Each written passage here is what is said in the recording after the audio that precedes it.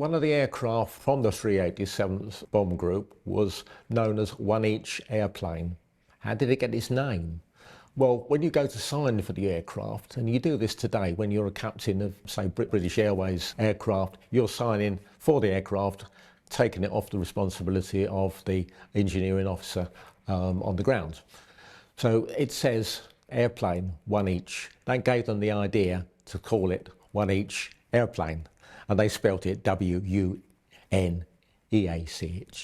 and then airplane underneath. So that became the title, and this was something the Americans had introduced in the Pacific, and they started there, but they brought it to Europe with them, of putting cartoons and names on aircraft. Not all aircraft had it, because it depended on whether you had an artist available on your squadron to do the necessary artwork. But Wuneach was quite an aircraft. It come across here. It done that northern route, so it came down through what is now Prestwick in Scotland, and it was allocated to the 387th Bomb Group at Ongar. It had a supernumerary crew member, and that was known as Pilot Officer Wuneach. It was a silver tabby cat.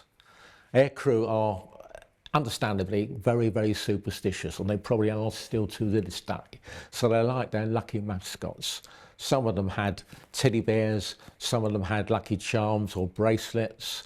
One of the people here who was line chief on Marauders, he had a little Buddha which, you know, said brought him luck, and it got him through the war, so maybe it did work. But they had a live cat, and that cat travelled everywhere. It travelled on the dash panel of the aircraft. It sometimes travelled in the fuselage or in the tail turret. And it was said by Kovalchik, who was the technical sergeant, and he was the radio operator on the aircraft, that it brought them luck. And things happened when it wasn't on board.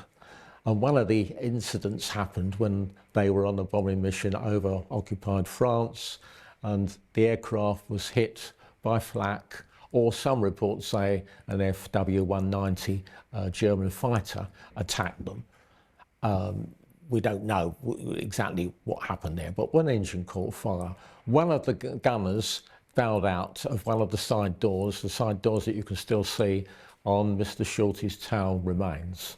In doing so, he snagged the parachute of another gunner, Levain Stein.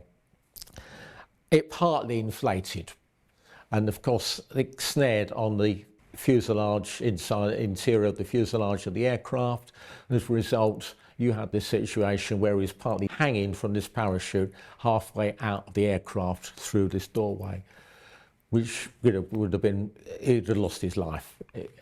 So Kovalchik came and grabbed hold of him. Somebody must have been grabbing hold of his legs, I guess, otherwise Kovalchik would have gone as well, and pulled him back in. They both sustained injuries, and as a result, both of them, of course, got the Purple Heart.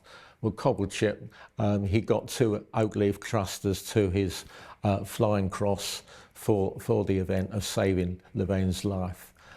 Not certain, but it's thought unlikely that Flying Officer Wuneach was on board that day. If so, he would have used up one of his 9 lives. Anyway, Captain Schneider brought the aircraft back for a successful belly landing at the airfield. None of the crew were hurt. The chap that bowed out became a prisoner of war to be liberated after D-Day.